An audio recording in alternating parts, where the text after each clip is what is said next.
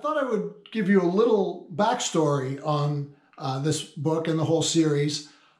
I wrote this book when my daughter Winnie was born, and she's 15 now. She was born in 2004, and it took me about 5 years to get the book into a published form.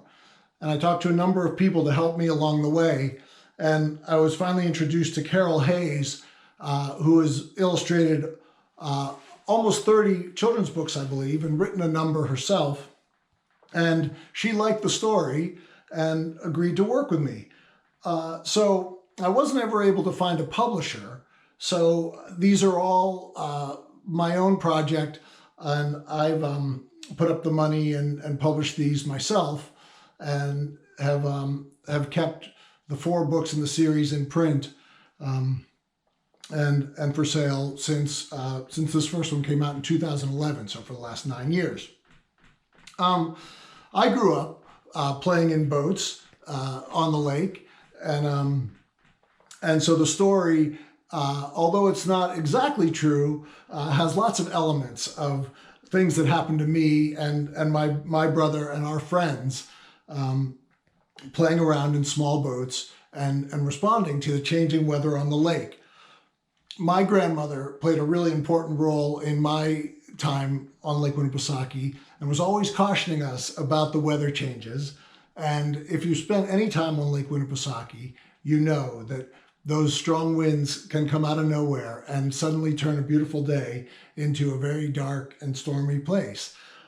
So I've always, from a very young age, learned to have a great deal of respect for the lake, and it's a very real place with real dangers.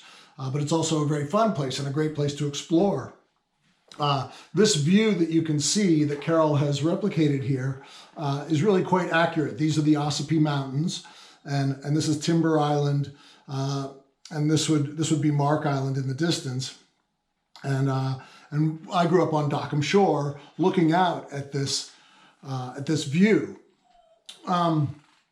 And the witches always held a certain magical place in my imagination, because it was always a little bit unclear why exactly they were called the witches. But it was very clear that they were a dangerous place because there's a lot of rocks and they're not marked very well. So I've read a number of different versions of the legend of the witches, but instead of actually trying to tell that legend, I decided to have the kids have their own experience with the rocks, as many people do every year. Another thing I wanted to point out is the title page and the dedication. This is dedicated to Alice Bateson Rainey, who was my grandmother, who was always, she really loved the lake, and it was her passion that brought our family to the lake. They bought the cottage in the early 1950s, and it's still in our family today.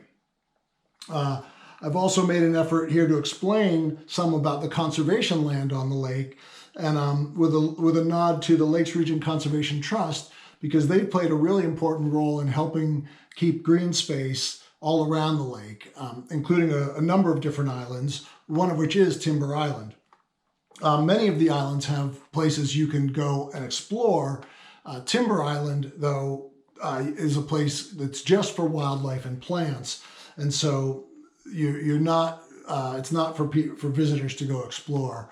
Other islands like Stone Dam and Ragged and 5 Mile Island all have public access and allow visitors to get a sense of the old lake and the way the wildlife and plant life existed and before there's been so much development, because we've seen a lot of changes around the lake in my lifetime.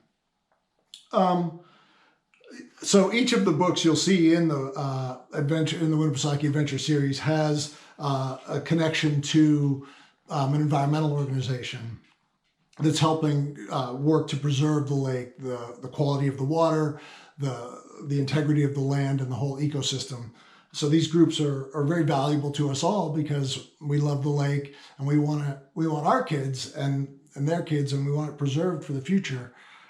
And these groups are doing a lot of great work. So I hope you'll consider supporting them as you're enjoying these stories.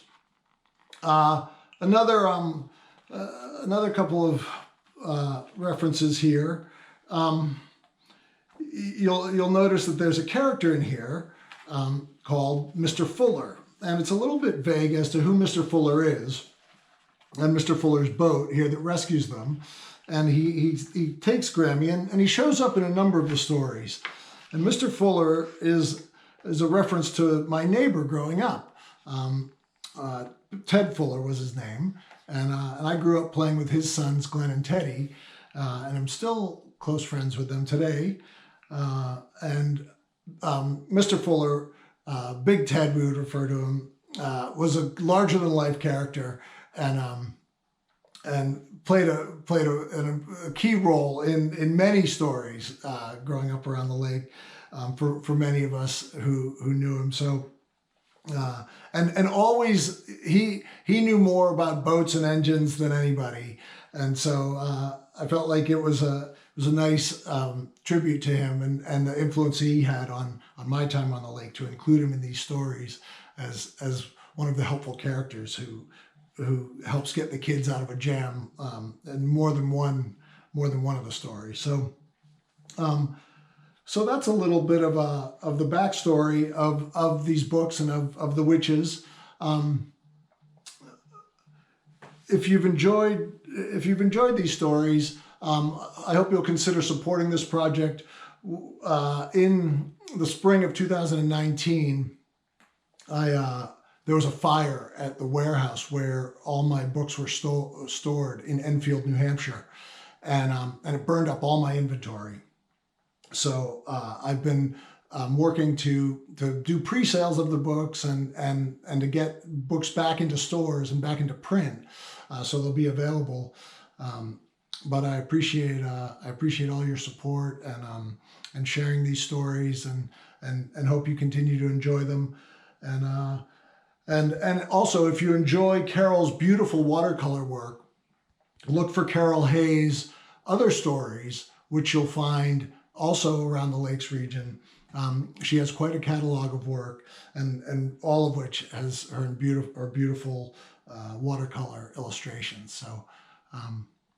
So thanks again for listening, and we'll hope to see you soon at the lake.